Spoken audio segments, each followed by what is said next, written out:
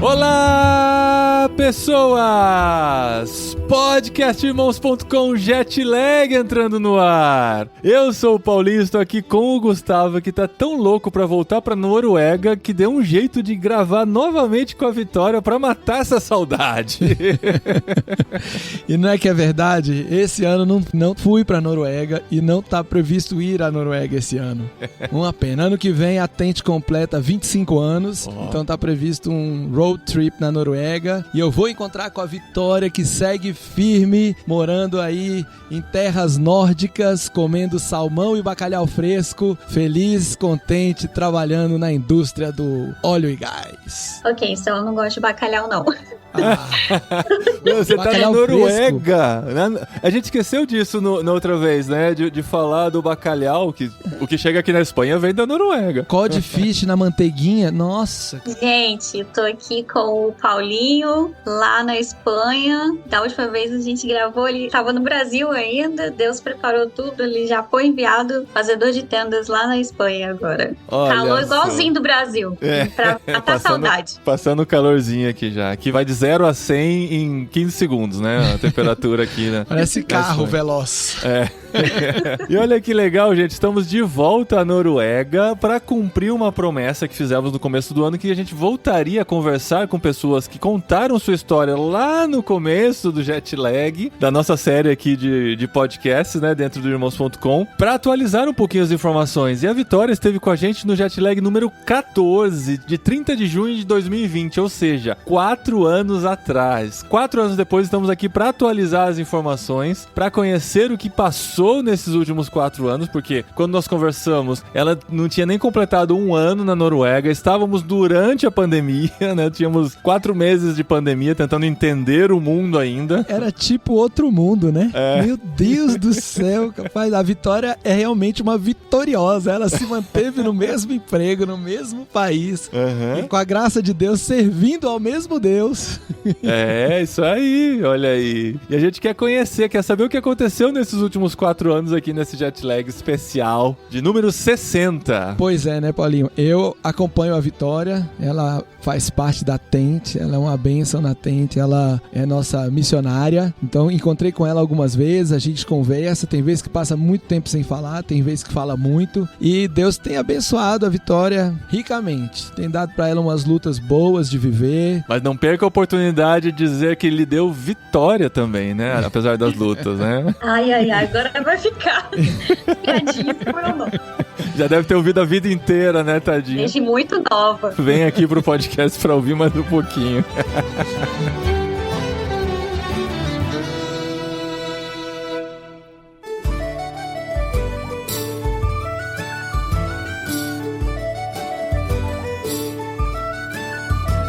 Vitória, nesses 4 anos, muita água passou por esses fiordes, muita história aconteceu, mas o que mais me surpreendeu é que você se mantém firme no seu emprego na indústria do petróleo e se mantém firme com essa intencionalidade de compartilhar o evangelho para seus colegas de trabalho. Isso deu uma inspiração para mim e por isso eu escolhi convidar você como a primeira aí nesse retorno dos Jetlaggers aqui ao nosso programa. Muitos dos Jetlaggers continuam, meus amigos, outros desapareceram. Então, aos poucos, eu vou tentando retomar, fazer um update na vida, e quando eu encontrar gente que se mantém assim firme, tem vários, acredito que a maioria se mantém firme nesse propósito de compartilhar o evangelho. Eu vou chamando, Paulinho, vou chamando aos poucos, mas hoje é dia da gente ouvir como anda a vida lá no sul da Noruega. O legal é que, assim, o Gustavo tá atualizado dessas histórias, porque a Vitória é missionária da Tente, né, até hoje, vocês andam juntos, né, e tem todas as atualizações, e eu não tenho essas notícias. A única coisa que eu tenho é que eu ouvi novamente o Jetlag 14 hoje pela manhã, pra lembrar do que falamos naquela ocasião, e eu quero essa atualização dos últimos 4 anos, porque a Vitória tinha praticamente acabado de chegar, tinha vivido poucas experiências ainda na Noruega, tinha contado sua história, de como chegou lá e tal, enfim, e ainda tava descobrindo, né, ela contou pra gente que ainda não conhecia quase noruegueses, porque trabalhava numa equipe internacional, estava numa igreja internacional, e entrou a pandemia pandemia e começou a trabalhar à distância e ter pouco contato e tal, e a gente falou, não, isso vai passar, uma hora você vai conseguir conhecer pessoas, né, e se relacionar e, enfim, ter uma vida normal, e isso deve ter acontecido. A gente quer saber, nesses 4 anos, né, o que aconteceu, o que sua vida virou, se você já é mais norueguesa, se você já aprendeu a falar norueguês, pra falar com 5 milhões de pessoas, você até comentou, são 5 milhões de pessoas que falam norueguês, eu não sei se vale a pena aprender e tal. Tudo isso a gente quer saber hoje.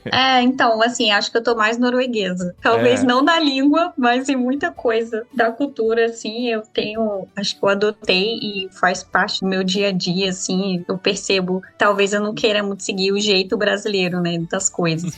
Mas o meu norueguês, eu tô, assim, nível, indo pro B1, né, que seria um intermediário. Eu consigo entender já bastante coisa, assim, do meu trabalho também, como você falou, continua, né, como o Gustavo falou, continua trabalhando no mesmo lugar, então são os mesmos colegas de trabalho, alguns mudaram, alguns saíram, mas continuam os mesmos, internacionais, e os noruegueses agora, de novo, a empresa está contratando. Norueguês também muda de emprego bem mais fácil que a gente. Eles não precisam de visto, não é? Eles não estão amarrados na empresa, né? Sim, e também não só isso, as empresas também, às vezes, é uma certa competição para contratar, porque tem mais algumas outras coisas que oferece, que eles querem mudar. Então, a gente tem muito norueguês que já saiu, né, nesse tempo, foi para outra empresa, algum retornou. Então, assim, eles buscam sempre o que é melhor para eles, especialmente na questão do equilibrar, né, o seu tempo de trabalho e o seu tempo de descanso, né? Eles valorizam isso? Eles valorizam muito eles têm isso. Férias pra caramba, eles gostam de fazer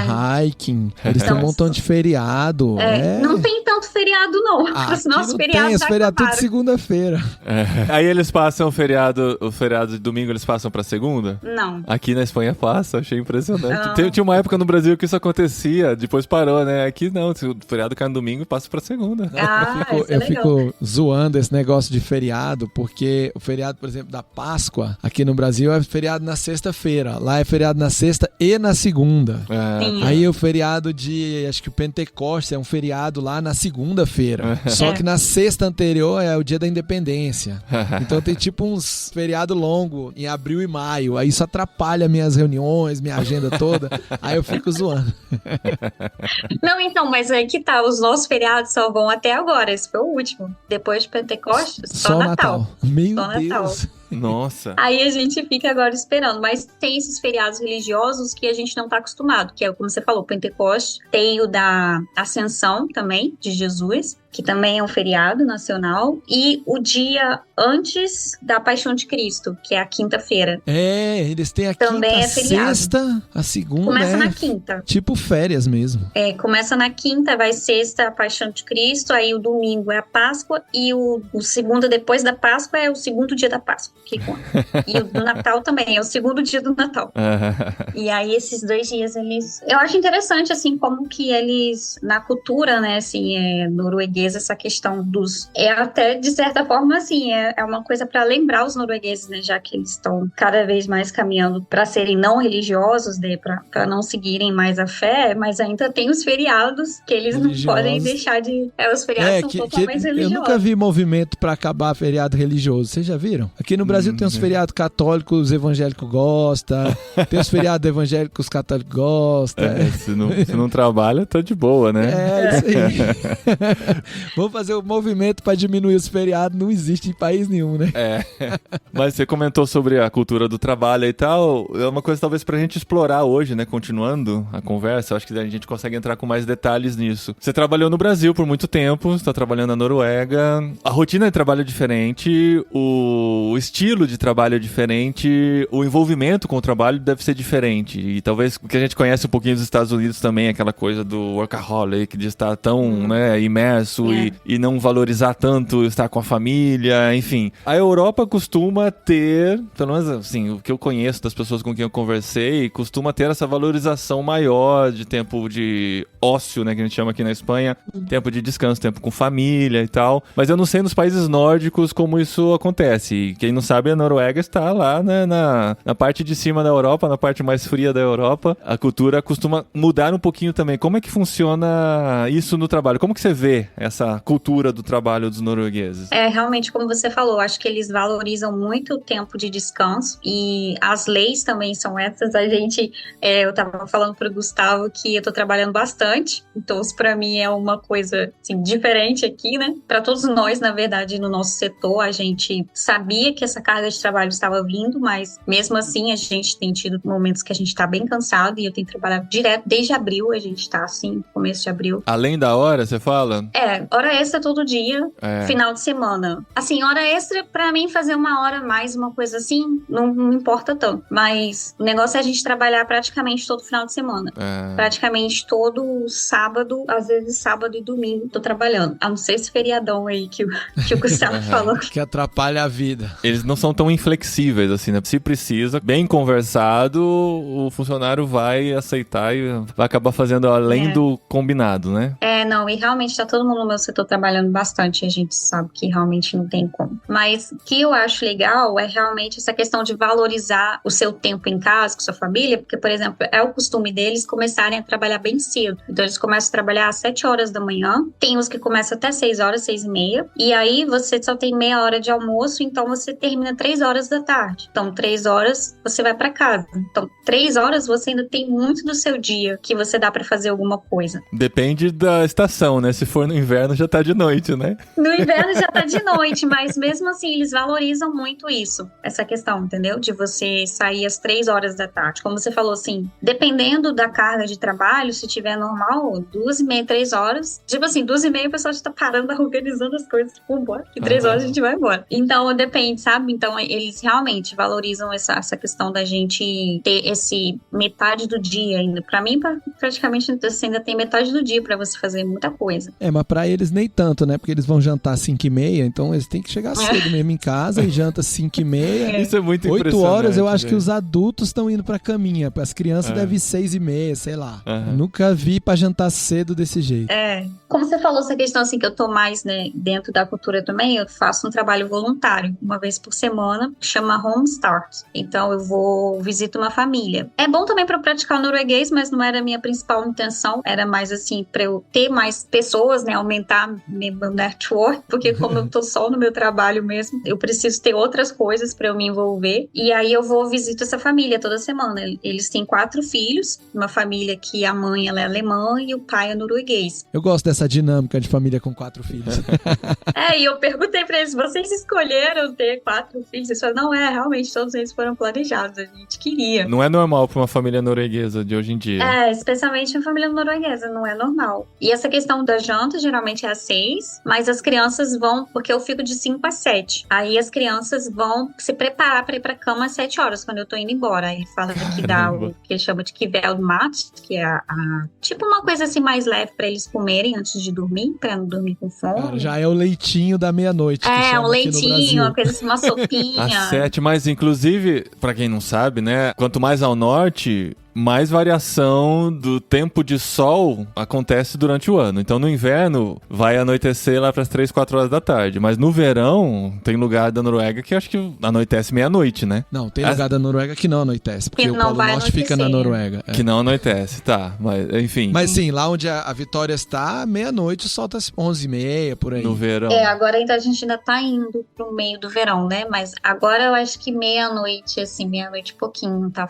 ainda tem sol, ainda tem luz do sol. Não, e 3 da manhã já tá claro de novo. Já o sol dá só um mergulhinho e já sobe, né? Aí as crianças também seguem essa rotina, fecha as persianas, finge que tá de noite e dorme às 7 horas, é isso? Elas têm que seguir, né? Eu conheci eles quando tava ainda no inverno, né? Porque são 6 meses, então eu comecei com eles em janeiro. Aí ainda tava bem escuro. Agora que você vai ver como que é.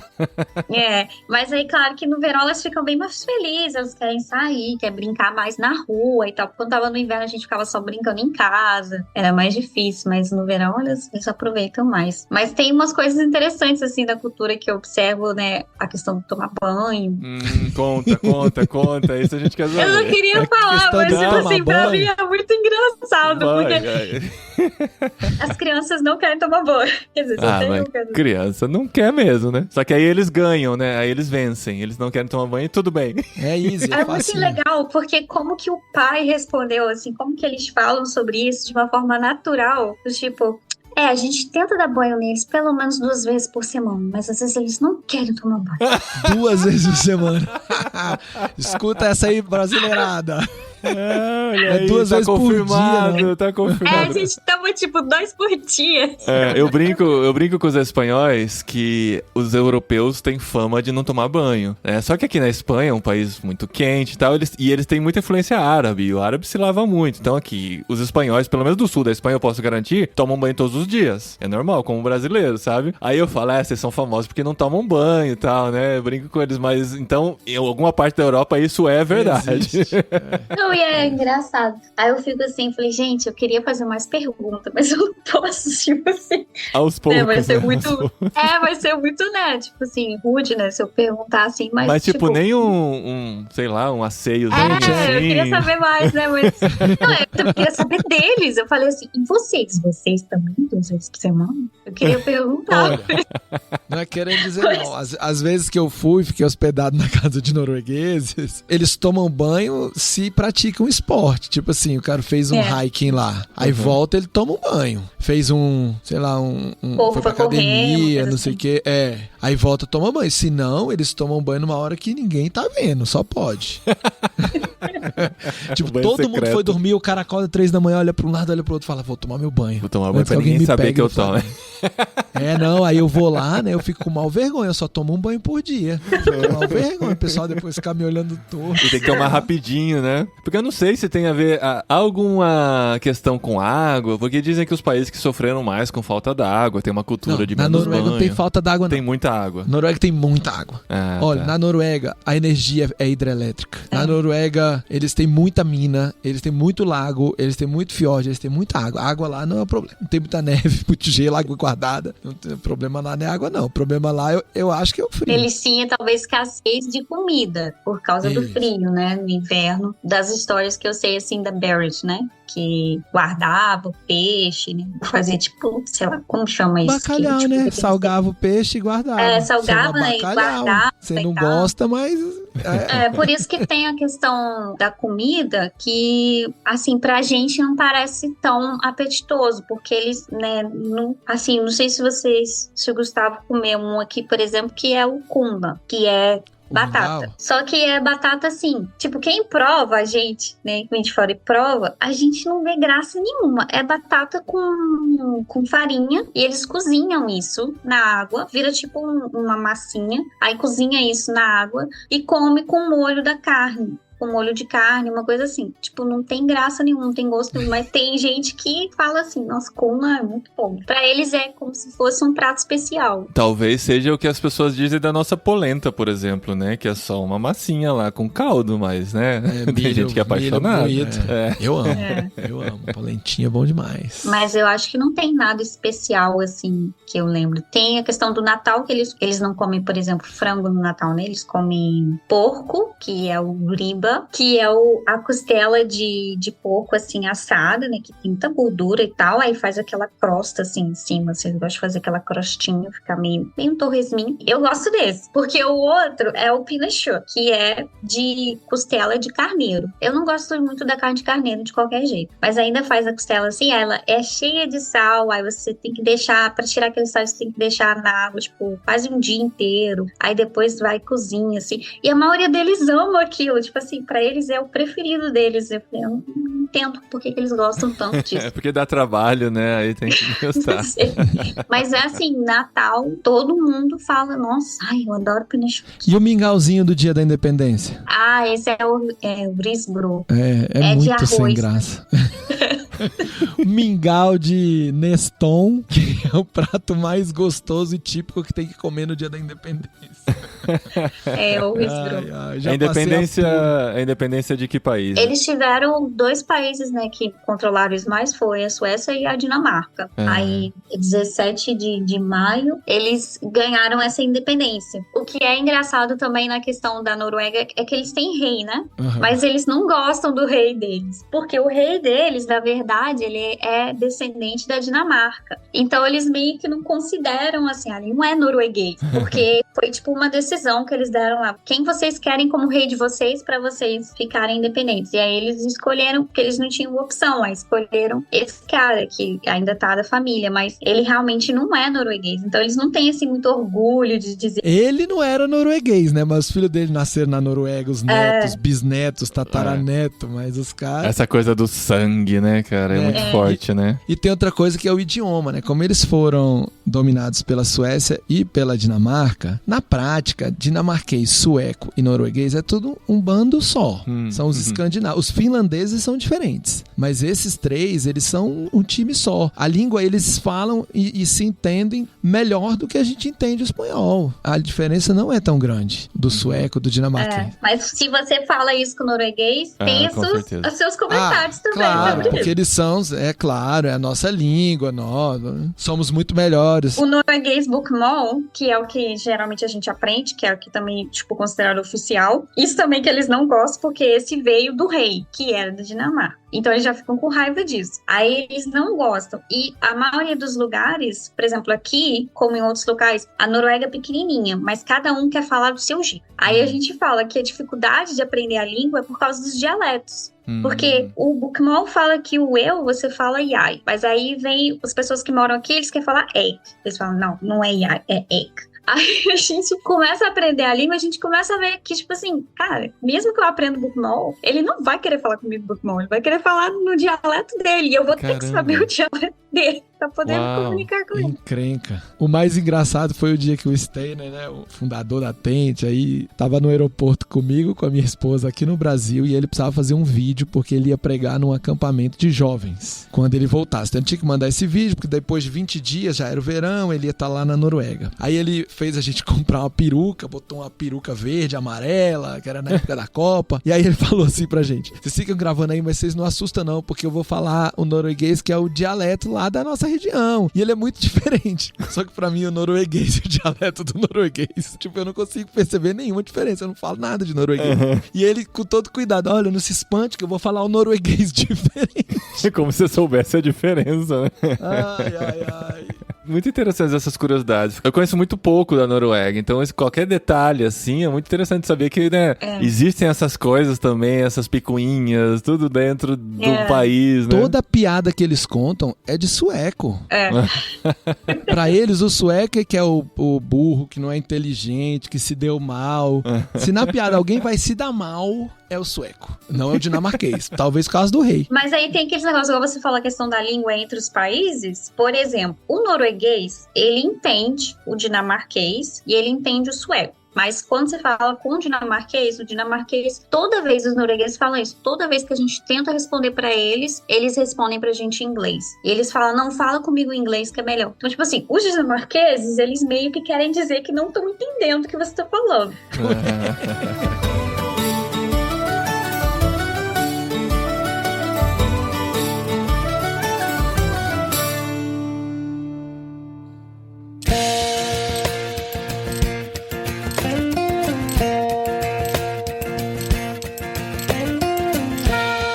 Você falou que a Noruega é um país pequeno, né? E quando a gente olha no mapa, o planisfério, né, que tem que pegar o globo e dar aquela esticada nas pontas, parece gigante. A Escandinávia parece, né, maior que o resto da Europa, né? Mas aí quando você olha no globo mesmo, é um país pequeno, né? Ele tem um pouco mais da metade da área da Espanha, por exemplo. É uma propaganda enganosa, né? Porque você acha que é um país grandão e tal, mas na hora que você olha a realidade, né, não é tão grande assim. E a parte de cima é toda congelada, né? Não mora ninguém lá no ar. Então. E a população tá mais concentrada ao sul, é isso, da Noruega? Porque tem aquela tripinha que vai lá por cima da Escandinávia que não tem muita gente, né? E conecta lá na Rússia.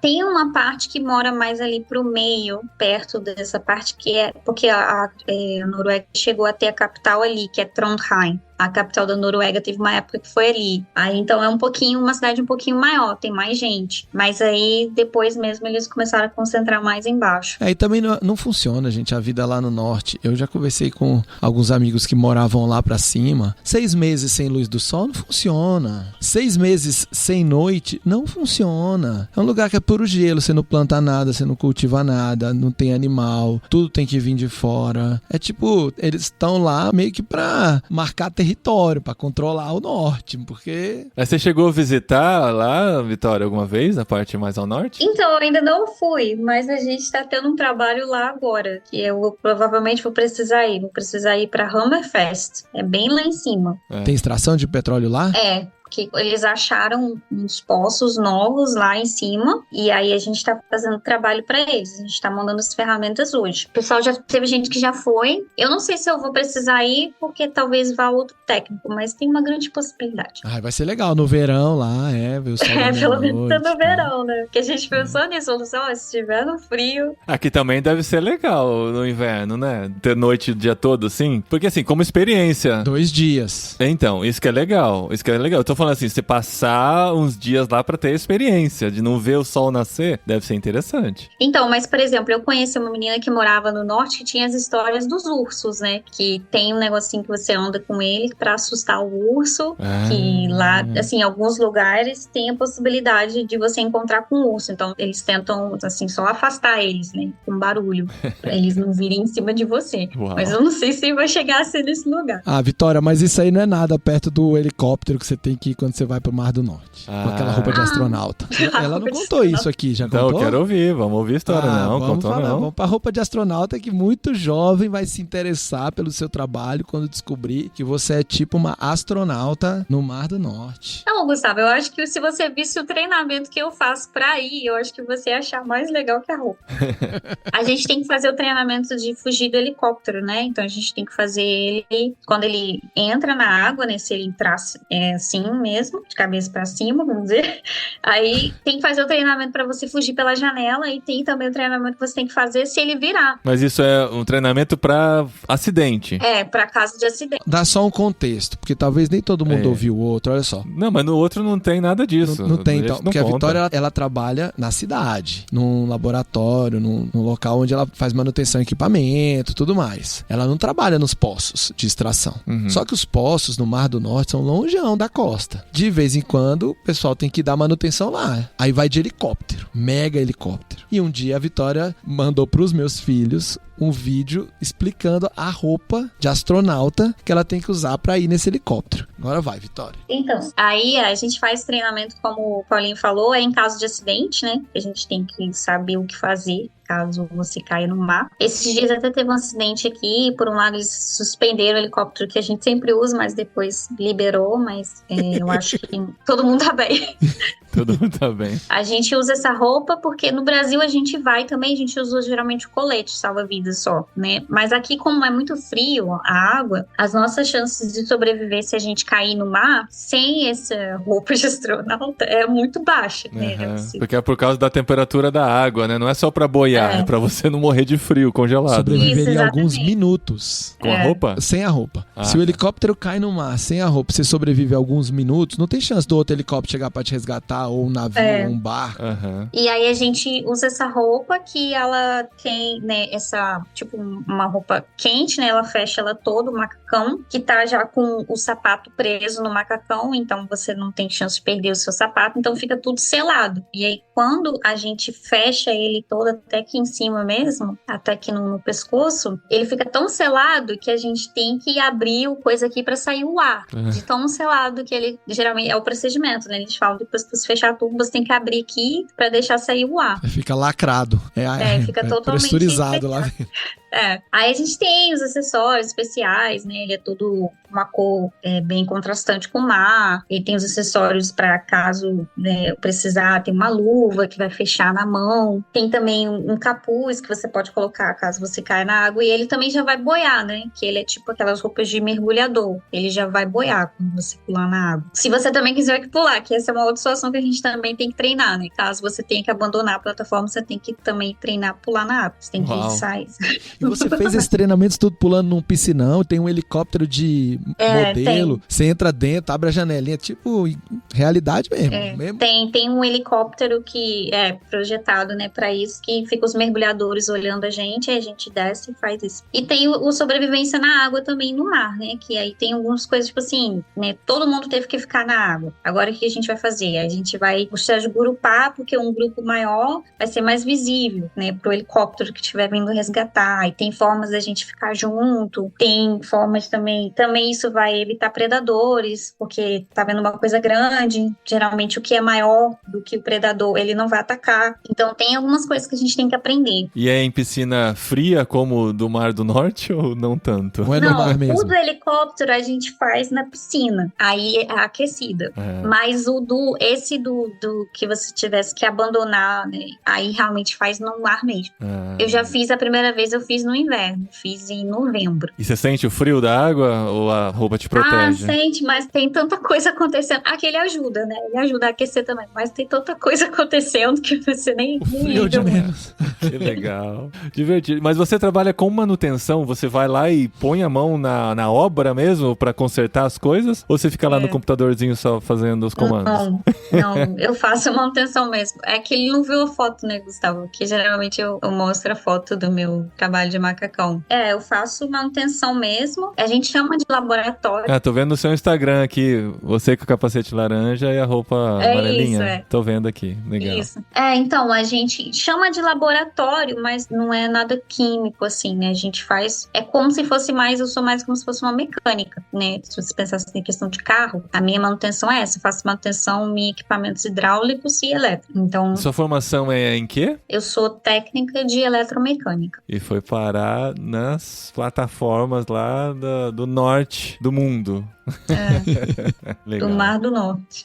Gustavo tinha falado sobre a questão da escuridão. Eu queria comentar isso, porque isso é importante. Eu converso principalmente com as pessoas que mudam pra cá, e sempre as pessoas perguntam assim: como que você tá aguentando o frio, né? Como que é viver num lugar tão frio assim e tal? Para a maioria das pessoas, o que é pior não é o frio, é a escuridão. Porque quando chega o inverno, é tudo escuro, né? E aqui, pelo menos em Stavanger, no pior, a gente tem 9 da manhã às 4 da tarde, ainda tem um pouquinho de dia, não de sol, de dia, né? É um dia como se fosse aquele 6 da tarde daqui, né? Aquele lusco-fusco, como se... E como a Terra tá mais inclinada, o sol se põe mais devagar, não é? Você acaba ficando com um pouquinho mais de luz depois que o sol se põe, não escurece logo, né? O sol fica lá embaixo do horizonte, ele vai se pondo devagarzinho, então mantém um pouquinho mais a luz do dia, né? Mas não é a mesma coisa que estar de dia, só aquele lusco-fusco que o Gustavo disse, né? E aí, como o próprio tempo mesmo, assim, os dias são cinzas, né? Tem dia que você realmente não vê o sol, aquele dia cinza, que passa de 9 às 4 da tarde, e o resto do dia é tudo escuro, né? Então isso deprime muitas pessoas, e é muito difícil passar por esses dias. Mas até os noruegueses sofrem com isso, ou só quem vem de fora que não cresceu aí? Não, até os noruegueses, até eles falam que é difícil. E também eles recomendam tomar vitamina D e tal. E é muito interessante que eu me lembro conversando com alguns noruegueses que eles ficam felizes quando chega o Natal, porque tá escuro, mas todo mundo ilumina as casas com luzes amarelas, não é com luz branca, igual tá na moda aqui no Brasil, aquela luz de hospital. Porque aí a cidade fica cálida, sabe? Mais agradável, porque todo mundo tá celebrando Jesus e aquilo aplaca a dureza da escuridão do inverno. Eu notei isso aqui também, achei muito interessante, porque a gente replica no Brasil, mas na verdade não faz muito sentido, né? Porque no verão o sol tá se pondo bem mais tarde e tal, você fica com pouco tempo de luz. Aqui, mais ao norte, mais ainda, faz mais sentido, porque às 4 da tarde já começam a se acender essas luzes e já traz essa sensação, né, mais quentinha pra vida mesmo, né? As ruas serem iluminadas, acho que vem disso, porque os dias são muito escuros e precisa trazer uma luz pra aquela escuridão, né? E tem gente, o que eles fazem aqui, por exemplo, até a própria cidade. Eles têm as luzes que eles chamam luzes de inverno e as luzes de Natal. Na verdade é a mesma coisa, é só pra eles poderem manter as luzes ainda na cidade, eles chamam algumas de luzes de inverno. E aí eles mantêm durante todo o inverno. E aí quando chega o Natal, ele bota a decoração de Natal, que é quase a mesma coisa, e depois ele tira quando passa o Natal, mas ele ainda mantém as luzes. Olha aí. Teve o norueguês me explicou isso pra mim. Eles só chamam de luz de inverno só pra poder ter uma razão pra deixar a luz ali ainda. Eu até conversei com a família que eu vou, a mãe, ela é psicóloga. Aí eu perguntei pra ela, porque ela tá tratando de adultos, né? Então, assim, eu queria saber um pouco de como que é a questão da depressão aqui e tal. Aí ela só falou, ela tem muitos pacientes, né? Mas também ela não consegue fazer uma carga horária completa por ter 4 filhos. E todos eles são pequenos também. Mais velha, acho que tem 7 anos. Mais novo tem 1 ano. Mas eu perguntei pra ela sobre essa questão da depressão. Falei, ela deve aumentar muito na questão do inverno, né? Que fica escuro e tal. Falou assim, não, mas nessa época agora também tem gente deprimida. Porque eles se sentem sozinhos. Porque eles não têm aquela habilidade social. E eles sentem que as outras pessoas estão saindo mais, aproveitando mais, conversando com outros e não conversando com eles. Isso eu achei interessante que ela falou. Eu falei assim, nossa, mesmo assim, mesmo no verão, ainda tem gente que sente essa depressão num outro sentido. Tipo assim, eu estou sozinho no meio da multidão. Você se sente assim aí também? Como que é a receptividade do povo norueguês? As pessoas se cumprimentam na rua? Como que o interesse da pessoa de conversar com você, de se relacionar? Você consegue, sei lá, ter umas conversas meio aleatórias na rua, falar sobre o tempo, enfim, esse tipo de coisa? Tempo é o que eles mais amam de falar. Todo mundo fala que se você quiser conversar com o norueguês, você deve falar sobre o tempo. É o melhor assunto que uma pessoa que você não conhece, né? Mas, assim, eles são bem receptivos, mas eu acho que tem o limite da questão da casa, né? Assim, de ser convidada para ir na casa das pessoas é mais difícil. Mas, por um lado, assim, eu não sei também, eu meio que também nunca fui. Tem muita gente no Brasil também que não é de convidar todo mundo para casa deles, assim, né? Sim. Mas tem, assim, não é aquela coisa, assim, que às vezes a gente compara muito com o europeu, fala assim, eles não convidam ninguém, não vai ninguém, mas a gente também tem aquela coisa que algumas pessoas a gente convida e outras a gente, tipo, não tem interesse nenhum de chamar. Eu fui convidada pelos meus vizinhos, e os meus vizinhos são todos cristãos, então isso ajuda. Quase todos os casos aqui são cristãos da mesma igreja. Que são da sua igreja ou não? Você foi morar aí sem saber disso? Não, é de outra igreja, mas eu conheço a igreja que eles vão. E eles chamaram para jantar de Natal, que foi uns dias antes do Natal. E os outros vizinhos aqui também são um casal, assim, de idosos, mas eles também vão nessa igreja. Eles me convidaram um dia para ir na casa deles, aí convidei eles para vir aqui. Eles gostam de jogar, a gente tava jogando dominó, assim, mas eu acho que no geral o norueguês não é tão, assim, receptivo com as pessoas de fora. Eu não acho que eles são muito receptivos na questão de trazer para dentro de casa. Mas eu também não considero o norueguês ser uma pessoa tão avessa. Não acho que eles deixam de tratar os estrangeiros bem. Você não se sente destratada aí, né? Ou aquele olhar assim, que você tá fazendo aqui, sua estrangeira? Não, mas tem um pouquinho, porque ontem a minha amiga da igreja, ela é guia turística. Aí uma pessoa perguntou pra ela uma pergunta que eu acho que não deveria fazer também, né? A pessoa perguntou pra ela assim, você sabe se os noruegueses aceitam bem os estrangeiros aqui? Ela não sabia o que falar.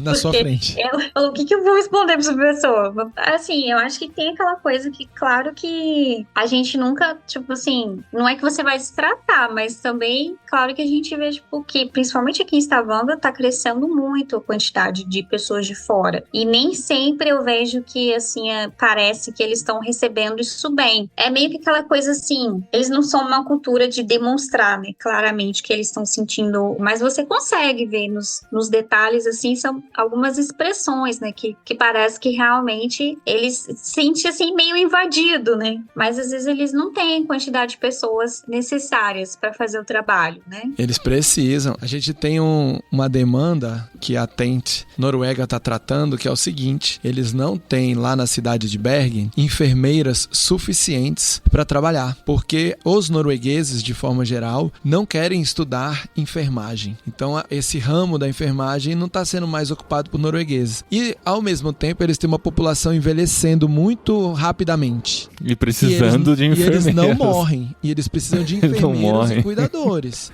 Eles têm as condições para não morrer, só que aí eles acabam presos porque eles precisam de apoio e não tem quem apoie. Então a gente tá tratando essa demanda, fechando um contrato mesmo com a prefeitura pra gente começar a importar mão de obra latino-americana de enfermagem para trabalhar na Noruega. Olha só. Dar treinamento pra pessoa aprender norueguês, que vai falar com o idoso. O idoso não necessariamente fala o inglês. Então, aí tem esse outro problema. Então, eles precisam do estrangeiro. Eles não conseguem. Não é um problema fácil de resolver, não. Ainda mais falar sobre preparar o latino para ele falar norueguês, né? E cuidar dos idosos, cara. Você tem que pegar um que já tenha o preparo de enfermagem, aí você dá um preparo de cuidar de idoso e falar norueguês sem ser o mais difícil que tudo junto, né? A Adri quer fazer uma pergunta. Vem, Adri. Uai. A Adri falou que ela ia fazer uma pergunta pra Vitória e sumiu. De repente, Adriana De Gaspari cai de paraquedas em nosso episódio. Pau. Um segundo. Intervalo. Musiquinha de intervalo. Ô, Dri, tem uma pergunta. A Adri falou que tem uma pergunta aqui. O que você quer perguntar pra Vitória? Adri passando pelo seu podcast. Oi, Vitória, tudo bem? Oi. Eu ouvi que vocês estavam gravando com a Vitória. E nós estamos perto da noite de verão, que é muito famosa da Noruega, e vocês ainda não falaram sobre isso. Midsommar. Olha aí, eu sei que é um evento que é muito comemorado, é muito mais comemorado na Suécia, mas também sei que a Noruega tem muito aí. Se é da Suécia. Então, porque o que acontece? Eu vi uma série no Netflix chamada Uma Noite de Verão, e é uma série norueguesa, e eles estavam comemorando a Noite de Verão, o Midsommar. Tem até um filme de terror e tal que fala sobre isso aí, de Midsommar e tal, que as mulheres usam um branco, uma coroinha de flor e tal. Então a minha pergunta é, existe mesmo essa tal dessa comemoração da primeira noite de verão? Como é que eles recebem a chegada do verão? Ai, vou ter que falar, nunca vi. Fake news, carimbo de fake news. Não, pode ser que... É porque, como eu tava falando, que tem a questão também, assim, o meu envolvimento com os noruegueses ainda tá muito internacional também, com relação ao trabalho, essas coisas assim. Então, assim, eu tenho o meu contato com o norueguês, mas esse daí eu realmente nunca ouvi falar, principalmente essa parte das flores e tal, assim, isso daí eu nunca vi eles comentando aqui. Nosso conhecimento é o que tá nos filmes, né? Tem o dos fiordes também, né, Adri? Que você viu em algum filme, não tem? Tem outro filme que eu vi sobre os fiordes da Noruega, mas era um filme ruim. Essa série também é ruim.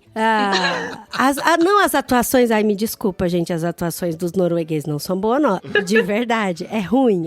Mas eu assisti porque eu gosto de conhecer cultura, mas vale a pena ver. Obrigado, Adri, por sua participação. É sempre muito enriquecedora, né? É isso aí. Tá bom, gente, bom final de podcast pra vocês. Tchau, Dri. Valeu, Dri. Então, cara, sobre essa questão do aprender o norueguês, eu tentei ir pro Netflix, sabe, né? Porque eu acho que o que me ajudou muito foi a questão de assistir televisão, né? Porque, assim, todo mundo, quando você vai aprender uma língua, você tem que achar o seu jeito, né? O jeito que vai, o caminho que vai começar a fazer você se desenvolver. E pra mim, o norueguês, o que realmente eu acho que começou a me ajudar bastante foi a questão de assistir televisão. E aí eu tentei primeiro o Netflix, mas a tradução não era boa, assim, a legenda não tava seguindo o que o cara falava, aí eu falava, não tá me ajudando em nada. Você tava tentando a legenda em norueguês mesmo, né? Pra entender, a legenda tava ver em escrito norueguês, o que eles estavam falando, mas não era exatamente a mesma coisa que ele tava dizendo. Aí eu achei a televisão, né, aberta aqui, que eles têm o app também, e agora eu só faço isso, só assisto série norueguesa. Claro que tem, como o Adri falou, tem um monte ruim, é difícil achar uma. E eu procuro, assim, sobre família, né, eu não sei, assim, pra quem tá procurando aprender uma língua, você tem que tentar achar o seu jeito, né, o jeito que funciona mais pra você e que você se sente satisfeito, assim, né, que você aproveita, que você não se sente cansado, não é uma fadiga pra você fazer. É um entretenimento, é um aprendizado com entretenimento. Isso, é isso que eu queria falar, é prazeroso, tem que ser prazeroso. Então, assim, por exemplo, eu não sou na questão de música. Eu tentei, tem gente que fala, a música é muito bom e tal, em inglês também tentei, mas, tipo assim, fazia um pouquinho, parava, porque pra mim não é a minha coisa, assim, mas assistir televisão, assistir filme, essa coisa assim, pra mim, me ajuda muito, porque eu tô interessada ali no que tá acontecendo também. Claro que eu não entendo tudo que eles estão falando, mas o ponto pra mim é conseguir, até depois que eu comecei a fazer isso, foi quando eu realmente comecei a entender como eles falam, porque o norueguês é uma língua que tem entonações, que é uma coisa que a gente não tá muito acostumado, né? Então, eles têm que prolongar certas palavras, letras, né? Assim, dependendo de como a palavra tá formada, você tem que prolongar a vogal para você dizer a palavra corretamente. E isso é uma coisa que pra gente é muito estranho. Então, quando eu comecei a assistir as séries, que eu comecei a entender, como que eles usam, porque só você ouvindo, assim, um professor falar, você realmente não consegue pegar, né? O que quer dizer essa prolongação, assim, na palavra. Mas quando você vê eles usando, é diferente. E tem aquelas letras diferentes também, né? Aquele O cortado, que é famoso, outras letras que são grudadas. É muito doido. Tem isso também. Ou cortado. O O cortado. A gente fala assim também, o cortado. No outro episódio você contou sua história de como você conseguiu cavar a sua expatriação, né? Pra poder trabalhar na Noruega. Mas o expatriado, como a gente já conversou aqui várias vezes com expatriados, é algo temporário. Mas você já tá aí há 5 anos. O que aconteceu nesse meio de processo? Você é considerado expatriado ainda? Que temporário é esse? Sua mãe deve estar se perguntando. A empresa continua pagando suas visitas ao Brasil, né? Essa é a pergunta. Não, nunca pagou. Nunca pagou, tá. E aí, com que categoria você se encaixa? Então, desde que eu vim pra Noruega, isso que às vezes as pessoas perguntam também, né, daqui, né? O meu contrato é local. O meu contrato nunca foi temporário. Então, eu nunca vim como expatriada, né? Você foi expatriada quando você foi pro Oriente Médio, que foi curto mesmo. Isso, foi curto prazo. Mas aqui não, aqui... Você já foi contratada como uma nacional. Deu baixa no Brasil e contratada localmente. Isso, exatamente. Então, assim, o meu contrato é um contrato local. E eu, tipo assim, né, do que eu ganhei da empresa? Só meu salário. Não tem nada a mais. Não tem nenhum benefício a mais que a empresa me dá. Como assim não tem benefício a mais nenhum? Mas tem os de lei, como tem no Brasil, tipo férias? Não, sim, isso daí dentro do contrato de trabalho, dentro da lei de trabalho da Noruega, né? Você não tem nenhum outro privilégio que qualquer outro trabalhador norueguês não tenha, né? Não, eu sou tratada como se eu fosse daqui. Mas tem a questão, assim, o que a gente faz, né? Quando você vem. Eu tinha um visto de trabalho, quando eu vim, que era de 3 anos, vinculado à minha empresa. E depois de 3 anos, eu apliquei para o visto de permanente. Então, eu tenho visto de residência permanente aqui. Sem estar vinculado à empresa. Agora você já passou de fase. Agora bem. já Bem, quase uma norueguesa. E se eu quiser, o ano que vem, eu posso aplicar para cidadania. Ah, que legal. Mas aí eu preciso 6 anos para poder aplicar para cidadania. Só que aí tem que ter uma prova de norueguês? Tem que ter prova. Isso aí. Tem que ter B1. Mas você tem B1. Até o ano que vem você vai estar B2 fácil. Dos meus colegas de trabalho, eles falam, Vitória, você é que fala mais, né? Mas é por causa disso também que eu falo com a gente, porque eu comecei a assistir televisão, comecei a fazer essas coisas assim e tal. Comecei a procurar alternativas, não só do curso, porque o curso também que é muito caro e o tempo que eu gasto no curso, transporte, ir lá e tal, assim, eu realmente não tava tirando todo o proveito, porque eu ainda tenho o meu trabalho, então, como eu falei, tem que sempre tentar achar a forma que você pode estudar melhor a língua, né? Outra coisa que é bem marcante da Noruega, o Gustavo sempre comenta, é que o custo de vida é altíssimo, né? Aquela coisa de quanto que era, o Gustavo sempre que falava da garrafa d'água, quanto custava, era uma coisa assim. Um café, eu tomei um café na estação de trem, paguei R$28 num café expresso, 30 ml de café. Na estação de trem, que é tipo, pra nós brasileiros, é na rodoviária da cidade. Tipo, era pra ser o café mais barato. Porque imagina, assim, o salário acaba sendo mais alto comparado com o salário do Brasil. Aí as pessoas falam, nossa, olha quanto ela ganha lá na Noruega, né? Mas vai tomar a maior café. Parte vai no aluguel, né? Pode apostar. Assim. Vitória, você janta ou almoça em restaurante quantos dias por semana? Esses dias, semana passada, eu tava comprando comida, porque eu voltei de viagem, não dava tempo de cozinhar, eu tava trabalhando até tarde direto. Até tava comprando, mas eu comprei, tipo, um negócio no mercado. Tipo, como se fosse uma lanchonete baratinha aqui que a gente tem. E aí eu guardei pra 2 dias. Vou dividir pra 2 dias. Mas, assim, restaurante legal, se eu for, vou uma vez por mês. Mas se tem, for, tipo né? assim, se eu for, vou uma vez por mês. Mas se for um restaurante, assim, mais ou menos, uma vez por semana. Gastaria quanto num restaurante legal pra comer sozinha uma vez por mês? Vou falar pra você o preço médio de prato aqui. Tanto do restaurante do chique, pode pode ser um pouquinho mais. Mas, tipo assim, em média, você não vai pagar uma refeição sozinho pra você menos de 200 coroas, 250 coroas. Por exemplo, um carbonara vai ser mais ou menos esse preço, 250 coroas a 300, dependendo do tipo, né? Vamos dizer assim, dependendo do tipo de restaurante e dependendo também do tipo de macarrão que você for pedir. Mas a gente precisa saber quanto que vale a coroa. Então, vai dar 100 e pouco um prato. 100 e pouco prato. uma pasta.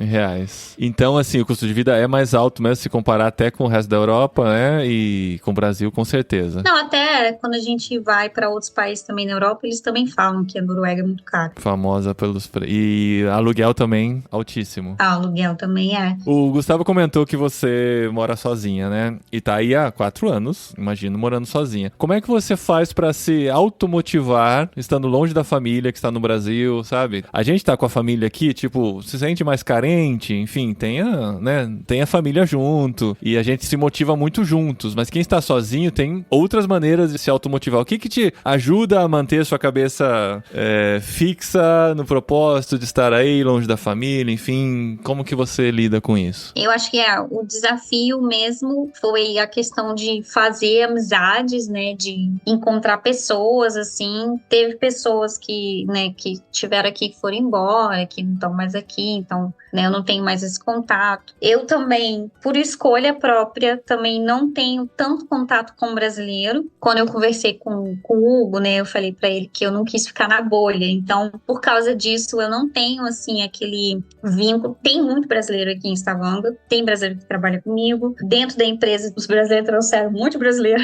E eles todos se conhecem, eles todos fazem atividade juntos e tal, assim. E eu não tô nesse grupo, né? Tem grupo de WhatsApp, essas coisas assim, então eu não tô com esse grupo. Mas, assim, por escolha minha, porque eu não quero ficar dentro da bolha brasileira. Você sabe que pra eles você é metida, né?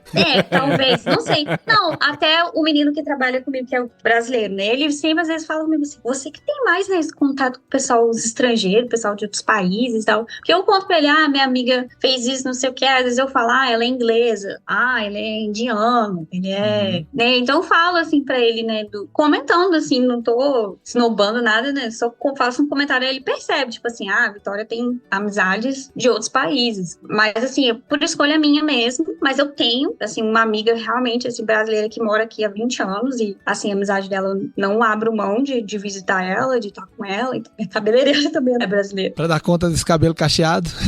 E ela também, assim, uma ótima pessoa pra conversar, também cristã, então eu sempre tô conversando com ela. Da questão da amizade com pessoas, né, de outros países, eu tenho um contato maior na igreja e também, assim, dessas outras networks que eu tento fazer, mas não tenho muito, assim. Mas o que me motiva, eu acho, que é a certeza de que Deus tá comigo, né, Jesus, ele tá aqui o tempo todo. Quem me conhece sabe que eu falo muito sozinha, como você falou, eu moro sozinha. Eu falo muito sozinha. Fala com as plantas ou nem planta tem? Não, o pessoal fala, né, o perigo é as coisas te responder, né? Até agora ninguém respondeu, então tá tudo bem. Mas é bom você falar com você mesmo, porque você sempre tem a resposta certa. Então essa é a minha justificativa. Mas eu já moro sozinha há muito tempo, antes de eu mudar pra cá também, eu já morava sozinha. Então, assim, na experiência de morar sozinha, eu já tava um pouquinho acostumada. O que realmente faz falta é os tipos de contato, né, que você tem. Mas o meu trabalho também, assim, eu também considero eles meus amigos também, assim, a gente fala sobre tudo, fala da vida. Até porque todo mundo é estrangeiro, então, assim, pra mim é mais fácil, quando a gente tá assim, talvez fazer essa conexão com estrangeiros, né, porque a gente tá vivendo as mesmas coisas, tá tendo a mesma experiência do que é a cultura norueguesa. Tem esse ponto de contato. Esse ponto de contato.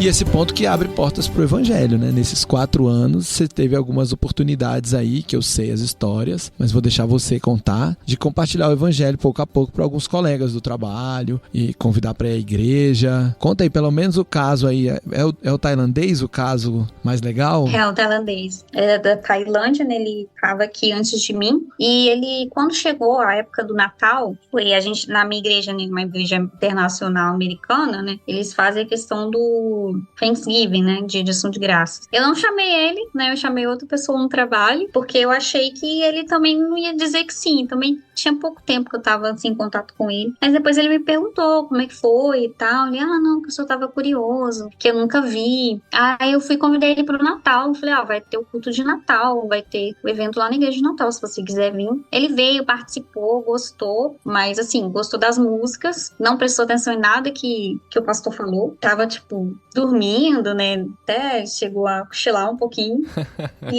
Mas ele veio. E aí, depois disso, passou um tempo, ele perguntou, posso visitar a sua igreja de novo e tal? Olha. E aí ele começou a vir à igreja. A gente também, né, fez hiking junto, a gente fazia trilha junto também. E aí, quando tinha também a oportunidade que a gente tava fazendo caminhada junto, eu perguntei pra ele, né, como que foi a experiência na igreja, o que você achou? Aí ele falou, gostei das músicas, isso foi legal. Foi a única coisa que ele prestou atenção. E aí depois ele foi na igreja, visitou algumas vezes, e aí eu comecei a perceber que ele ia na igreja, né, e sempre a mesma coisa de antes, de começava a cochilar durante o culto. Ele tava procurando lugar de refúgio, refrigério, descanso pra alma, assim. E assim, eu oro, né, pedindo a Deus, assim, direção, né, e estratégia, né, eu acho que a gente que quer trazer o evangelho, né, a gente pode pedir a Deus, né, pra nos dar estratégias, nos dar formas de como comunicar, né, a mensagem, porque eu acho que Deus é criativo também e ele pode usar várias formas. E depois, às vezes, quando um momento que ele prestava atenção no culto, ele vinha e me perguntava. Lampejos de concentração. Quando o Gustavo perguntou, né, quanto que você gasta, né, se você come no restaurante, eu lembrei disso, porque quando a gente tava nesse processo, eu ia com ele todo domingo pro restaurante pra almoçar. E aí, nessa época eu tava gastando mais. Até que começou a apertar no orçamento, né? Tava saindo caro esse evangelismo. Pois é. Aí, todo domingo, depois do culto, a gente ia almoçar, né? E aqui também é interessante porque, assim, é uma coisa diferente pra gente também, que o culto é sempre de manhã, não tem culto à noite, né? Algumas igrejas têm culto à noite, geralmente é o culto dos jovens, mas o culto de domingo é geralmente de manhã, então termina o horário de almoço. E aí ele fazia uma pergunta assim, do nada, tipo, o que quer dizer aquele negócio que ele falou, o pastor falou? Eu não entendi o que ele queria dizer, tá? Porque ele também não me conhece tanto pra saber me explicar que momento foi que o pastor falou exatamente aquela palavra, o que ela queria dizer. E aí eu falei pra ele, então faz o seguinte, na próxima semana você anota a sua pergunta. Se você anotar, eu acho que vai ficar mais fácil para eu saber o que o pastor estava falando naquele momento. Aí ele começou a fazer isso. Isso foi uma estratégia tão legal que ele parou de dormir. Tipo assim, porque ele tinha que anotar, né? Eu tive momentos dele roncar do meu lado, né? Umas 2, 3 vezes. Os outros irmãos só olhando. E ele roncar do meu lado, eu tenho que, tipo, dar uma cutucada dele assim. Aí ele acordou e tal. Então, assim, depois disso, ele começou a anotar as perguntas, né? Do que o pastor tava pregando no sermão. E aí ele ia e fazia pergunta na hora do almoço. E aí eu expliquei pra ele, né? Por exemplo, às vezes a gente acha que é fácil, mas isso é bom, tipo assim, né? Pra quem quer pregar, você tem sim que estar sempre preparado pra aquela pessoa que nunca ouviu a mensagem, pra pessoa que nunca leu a Bíblia. Porque às vezes a pessoa quer falar de Moisés, quer falar de Abraão, quer falar de... Se você fala tudo numa história só, a pessoa pensa que é a mesma pessoa. Então ele tinha perguntas tipo assim, pensei que Moisés era o pai de Abraão. Porque a pessoa não tem noção nenhuma. Ele não foi na escola dominical e aprendeu a linha do tempo da Bíblia, né? Então, assim, tem que ter, né, essa sensibilidade também quando você tá pregando, de você conectar as histórias corretamente. Aí eu respondi pra ele e continuou assim, indo um bom tempo. E, né, encurtando a história, assim. Teve outras coisas que eu usei com ele também. Eu usei um app que chama Gospel Tools, que tem também na língua dele, nesse app, né? Tinha um estudo que você faz, né, para pessoas que querem conhecer a fé, quem é Jesus, né, por que ele morreu e tal. E ele fez esse estudo todo, ele imprimiu, ele trouxe, me mostrou. Eu dei uma Bíblia para ele de presente, que ele começou também a fazer perguntas da Bíblia. E o momento também que ele estava vindo à igreja também nesse momento, momento ele estava passando por uma situação muito difícil na vida pessoal dele. Realmente, assim, né, a igreja foi também, a igreja, assim, não digo a igreja, né, mas estar ali foi um momento de refúgio para ele também, um momento de ele se sentia mesmo, ele mesmo fala dessa forma, né, que ele estava se sentindo um momento, assim, de escuridão na vida dele e tal, e essa palavra, né, que ele estava recebendo, estava servindo de luz para a vida, como que a palavra de Deus, ela tem esse poder na nossa vida. E ele fez isso também, e aí ele lendo a Bíblia, tinha as perguntas da Bíblia, e quando ele comprou uma casa, não, um apartamento, e eu falei com ele que eu ia ajudar, né, na mudança do apartamento dele. E a gente marcou para um domingo, depois do culto, a gente foi na casa dele, buscar as coisas e levou para outro apartamento, que a gente tava cheio de caixa e tal. E aí, eu carregando as caixas, quando eu tava chegando na porta, ele falou, não entra com nada, espera aí na porta, não é para entrar com nada aí. E eu também naquela, assim, meio que impaciente já, né, por que a gente tem que esperar na porta? Gente, já tá tarde, né? Eu queria... E aí, ele falou, não, espera aí. Aí ele veio, né, atrás de mim, aí ele foi, a porta estava aberta, aí ele foi e falou, no budismo, quando a gente compra uma casa, a gente entra com o Buda primeiro. A primeira coisa que vai entrar na casa é o Buda, né, um sentido, talvez, de abençoar a casa, de consagrar a casa, e ele falou assim, mas eu não sou mais budista, então eu vou entrar com a Bíblia. Uau. E aí ele pegou a Bíblia dele e ele entrou na casa, foi com ela e entrou com ela e colocou ela dentro de casa. Ele ainda tinha cosmovisão budista, entendendo, né? Fazendo meio que, entre aspas, aqui um ritual de abençoar, mas ele queria te mostrar, inclusive, que ele não era mais budista, né? Sabe? Fazendo um ritual com a Bíblia. Essa história eu acho muito legal. Exatamente. Eu acho muito legal essa questão, assim, de respeitar, né? Porque Deus ele ama todas as culturas, né? O evangelho, ele é supracultural, né? Como o Ronaldo Lidório fala, o evangelho, ele é supracultural, mas ele também é intercultural, né? Ele consegue entrar em todas as culturas ali e redimir. Então, assim, ele, com aquele ato, assim, eu vejo o quanto que ele respeita, né? O que ele tá aprendendo e como que ele quer honrar aquilo. Então, eu achei lindo, assim, o que ele fez. Eu nunca falei pra ele, né? Eu nem sabia que eles tinham esse costume, mas foi algo, assim, do coração dele, né? Da vontade dele de estar fazendo isso. Ele continuou, né? Indo na igreja e recentemente, né? No Natal, eu convidei ele pra vir aqui em casa. Chamei ele pra gente assistir um vídeo, né? De Natal e tal, né? Trazer mais uma sementinha ali e tal. E nesse tempo também ele chegou a conversar com os pastores que vieram visitar a igreja, regou um pouquinho mais, né, a semente também. E ele veio e ele falou que ele conversou com o último pastor que esteve aqui e tal, e o pastor falou pra ele, eu acho que você já sabe tudo, eu acho que você já tem, né, tudo, o que é, o que significa e tal. E aí eu falei pra ele também, falei assim, eu acho que eu queria perguntar pra ele, né, tipo assim, ele tomar a decisão. Eu falei pra ele, você não quer tomar uma decisão hoje e tal? Ele falou assim, eu acho que realmente eu já entendo tudo, né? E ele falou que eu vou tomar essa decisão, mas, né, vamos dizer assim, ainda do jeito dele, né? E pra mim tinha que ser naquele momento. Mas pra ele tinha um momento certo.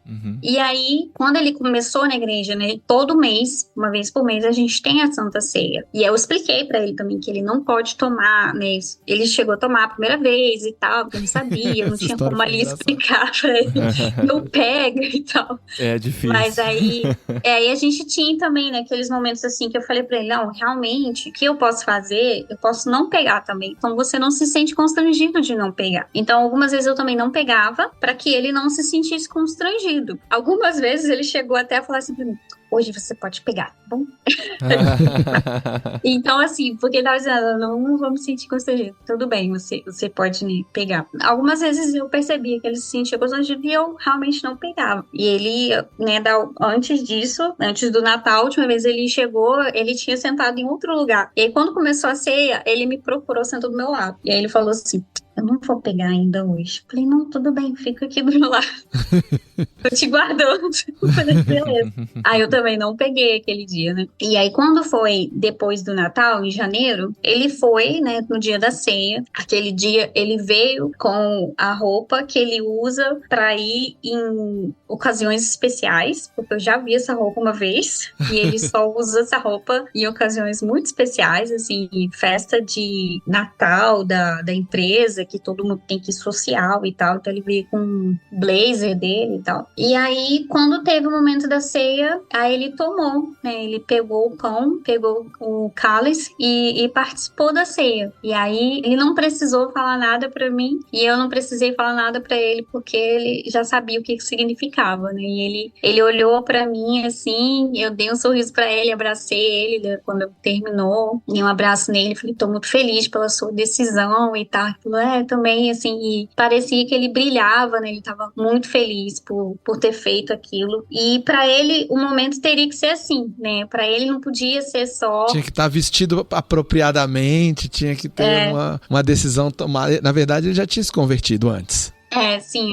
Né? Ali foi uma maneira de mostrar. E ele já procurou ser batizado? Ele já falou sobre isso? Não, pastor? Então, aí quando a minha igreja é batista, né? Quando ele mostrou pro pastor, o pastor perguntou pra ele: você já vai batizar? Não sei o quê. Aí ele se sentiu meio pressionado, entendeu? E aí eu falei com ele: não, a gente vai conversar sobre isso e tal. A gente conversa mais sobre o que é. Porque ele perguntou: eu preciso me batizar e tal. Então, assim, tem algumas coisas que ele ainda, né, precisa vai começar entender. A aprender. Só queria pedir pra orar pela vida dele, porque eu fui pra Tailândia pra participar de um evento e a gente foi numa igreja lá internacional que tá recebendo muito tailandês, assim. É uma igreja internacional que tá evangelizando dentro ali de Bangkok. E eu vi o testemunho de um rapaz que tava se batizando naquele dia, né? E ele falou que a família dele abandonou ele, né? A família disse: não, você não é mais meu filho, né? Você não é mais parte dessa família. Porque ele se tornou cristão. Então, ore pela vida dele, porque ele falou pra mim, né, que antes mesmo dele fazer isso, ele falou: eu nunca falei pros meus pais, né, nunca falei pra minha família que eu estou indo na igreja aqui, não sei como eles vão receber isso e tal. Ele já tinha comentado isso comigo e tal. Só ore mesmo pra que Deus fortaleça ele, que ele não venha se sentir coagido, né, voltar atrás, mas que ele venha realmente buscar. E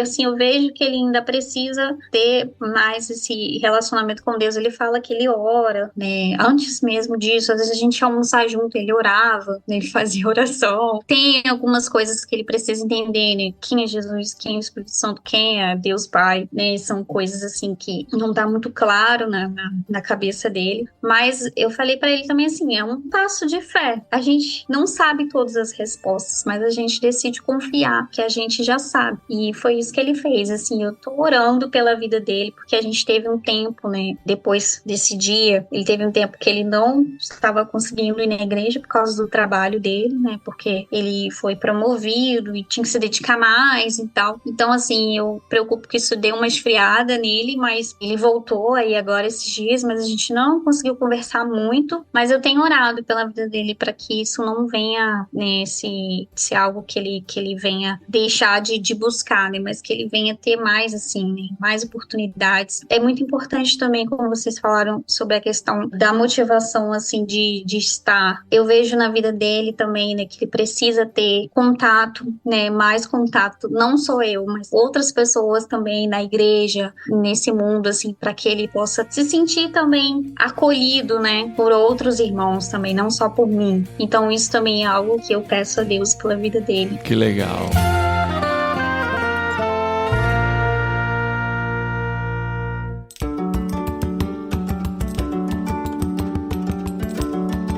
Ô Vitória, naquele episódio eu te perguntei quais eram suas perspectivas com relação à Noruega no futuro. Perguntei se era onde você queria passar o resto da vida e tal, e você me deu uma resposta na época. Mas já se passaram 4 anos. Já estamos no futuro, hein? Já estamos no futuro. Já estamos com 5 anos de Noruega. Você continua por aí. E eu quero repetir a pergunta. Os próximos 5 anos, a gente pode voltar aqui daqui 5 anos, você acha que você continuará na Noruega ou você tem outros planos? Ai, só Deus sabe. Porque, assim, eu valorizo, né, o tempo que eu tenho passado aqui, a forma como eu acho que mudou a minha perspectiva como serva de Deus, assim, em relação até assim, ao modo de servir, né, essa dinâmica, assim, esse contato que eu tive com outras pessoas cristãs mesmo, né, de outras igrejas, vindo de outras liturgias, né, formas de lidar, vamos dizer assim, com o sagrado até, é diferente, né, não é a mesma coisa, né,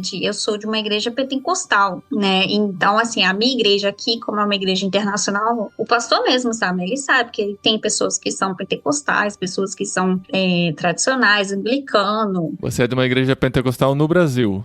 Numa igreja pentecostal mas aí no Brasil. Você está numa batista não pentecostal.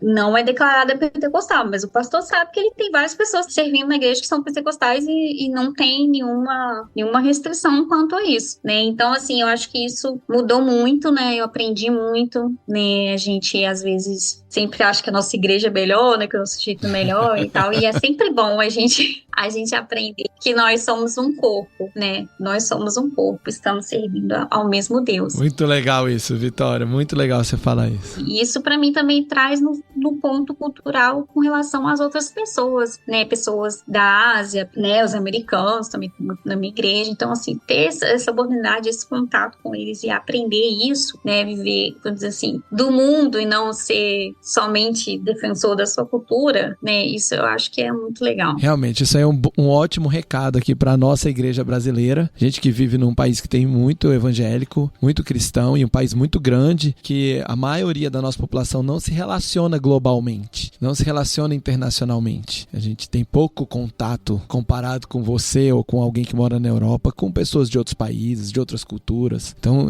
a gente acaba tendo essa tendência natural a achar que o nosso jeito é o certo, que a nossa igreja é a melhor, que aqui é a nossa melhor teologia, nossas melhores estratégias. E, assim, isso não é ruim, você achar que o que você está fazendo é certo, mas é limitante a gente achar que só essa forma é a forma certa. O que a gente não pode abrir mão é que só Jesus salva, né? Isso aí a gente não pode abrir mão. Só existe um caminho, não existem vários caminhos, só existe um caminho. O caminho da redenção por meio de Jesus Cristo, salvação pela fé, né? Mas tem tantos detalhes, que são tantas expressões culturais que vêm de diferentes ramos, países, denominações. Eu acho lindo essas nossas conversas que temos aqui no Jetlag, porque traz um pouco do mundo cristão para a igreja cristã brasileira, que é o maior grupo de ouvintes aqui do Irmãos.com. A gente consegue trazer um pouquinho desse gosto, como é viver um cristianismo globalmente, internacionalmente, que no céu nós viveremos um cristianismo global, né? Vamos ter cristãos de todos os países, de todos os lugares, povos, línguas, nações. E vamos ter que lidar com isso, né? É muito bom, é muito bom. Que legal. É isso então, Gustavo? É isso, Paulinho. Muito legal. Tivemos o Jetlag, o retorno.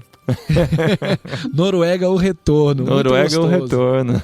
Muito gostoso. Vitória, obrigado por ter vindo participar com a gente, ter aceitado prontamente, contar as histórias, dar risada com a gente aqui. É muito gostoso poder ter você no time e ter outros tent makers no time da Tent. Você tem um mentor também, Vitória, que está com você no Go Together? A minha mentora atualmente é a Berit. Berit é uma norueguesa que mora na mesma cidade da Vitória, que é uma amiga querida, mas que é uma senhorinha bem idosa já. Cheia de energia. E que tem experiência transcultural, provavelmente, Transcultural, né? Na América Latina, morou muitos anos na América Latina. Olha, fala super legal. bem espanhol, já esteve aqui no Brasil. É uma querida, mas é uma querida que já tá precisando mais ser cuidada do que dar conta de cuidar, por conta da idade dela, né? Mas a Vitória, ela já tá no nosso programa há muitos anos, então essa é a segunda mentora dela, e eu já tô com um outro mentor aí, não esperando que essa vá ser promovida para a glória em breve, mas já antevendo. Não, a minha mentora acabou de construir a nova casa dela. Olha aí, tá pensando no futuro. Pois é, numa ilha, Paulinho, numa ilha. É mesmo. Que é dela a ilha. A ilha é dela? É dela a ilha. Da família dela. Caramba, que legal. Então isso é oferecido também, né, Gustavo? É, Sempre a bom a ilha gente não. lembrar. Não, a ilha não, nem a casa na ilha. Mas a mentoria... Ainda não recebi a minha ilha.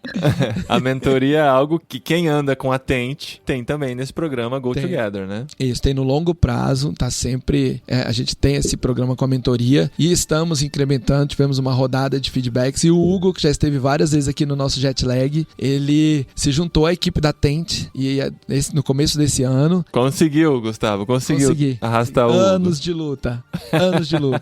Amanhã, né, o dia seguinte à gravação desse episódio, teremos uma reunião, porque ele fez um trabalho de entrevistar todos os nossos tent makers e a gente tem novidades para os nossos tent makers. Ele vai cuidar do programa Go Together. Depois de 25 anos de experiência vivendo fora do Brasil e cuidando de vários missionários, ele agora vai nos ajudar cuidando dos missionários. Ele já teve a reunião dele com a Vitória, com outros também, colhemos os feedbacks, estamos preparando algumas melhorias e mais oportunidades para servir esses queridos missionários que estão levando o evangelho para locais que a gente nunca conseguiria. Paulinho, imagina você ir lá na plataforma de petróleo, levar o evangelho para a equipe que faz manutenção nos sistemas de bombeamento. Eu nunca ia dar conta de chegar lá. Né? Muito legal. Deus chama cada um com um dom, com um talento diferente para poder fazer a vontade dele, fazer o nome dele ser conhecido. É o Deus que está em missão, não somos nós. Para saber mais da Tente, então, tentebrasil.com.br ou Brasil Tente no Instagram, tudo Instagram. Brasil com S, tá? Não é nada com Z, tudo com S. Não é nada tão internacional assim. É o jeito certo. É o jeito certo. Isso aí, o único jeito. Muito bom, quem sabe em breve a gente volte com outros retornos aqui ao Jetlag, mas mês que vem estamos planejando um novo convidado, Isso. né? Tudo leva a crer que iremos para o espaço no mês que vem. Para o espaço? Aí eu quero ver acertar esse Jetlag. Bom, é o mais perto que eu consigo fazer sem gravar com alguém na ISS, gente. Fique com a expectativa aí, mas não vamos gravar diretamente da ISS ainda. Ainda não tem um Tentmaker morando lá na Estação Espacial Internacional. Mas a ideia é que seja alguém que está de alguma maneira conectado com trabalhos espaciais. É isso aí. Muito bom. A gente se encontra de novo mês que vem no Jetlag, semana que vem com mais episódios do podcast irmãos.com. Obrigado, gente.